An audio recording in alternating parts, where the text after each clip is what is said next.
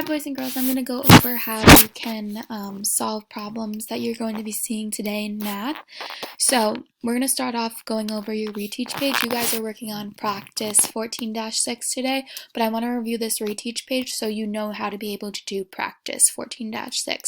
So we're going to start by reading this up here. How can you find the area of a shaded figure to the right? So you notice how everything is not shaded in here? Yes, we can go ahead and just count the number of units that are shaded in and you would get an answer. But there's a simpler way to solve this problem. So first what we're going to do is we're going to find the area of our entire rectangle. So right here we have 1, 2, 3, 4, 5 going down. So that's why they put this 5 right here. Now they're going to multiply it because remember, area is length times width. So we did our length, now let's find out our width. Our width is 1, 2, 3, 4, 5, 6, 7, 8 is 8 square inches, right?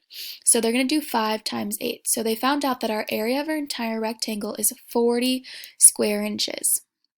Now, to find what is just shaded, we need to find the area of what is not shaded. So right here we have a 2 by 3. So 2 by 3 is 6.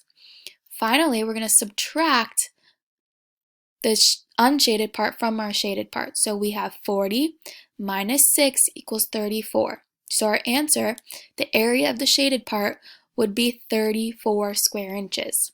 Now, let's try and solve number 1 together. Tyler High School has a T painted on the football fields, shown here. The shaded part of the figure is the part that needs to be painted. What is the area of the painted part? So we're going to start by finding the area of the entire rectangle. So our length is 1, 2, 3, 4, 5, 6, 7. So our length right here is 7. And we're going to times that by our width. 1, 2, 3, 4, 5, 6. So 7 times 6 we know is 42. And then we need to find the area of both unshaded parts. So this first one is 1, 2, 3, 4, 5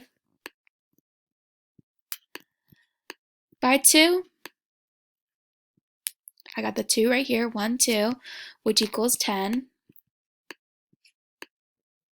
But we have 2 unshaded areas, so we need to do the same to the other side. 1, 2, 3, 4, 5. This one's also 5 by 2.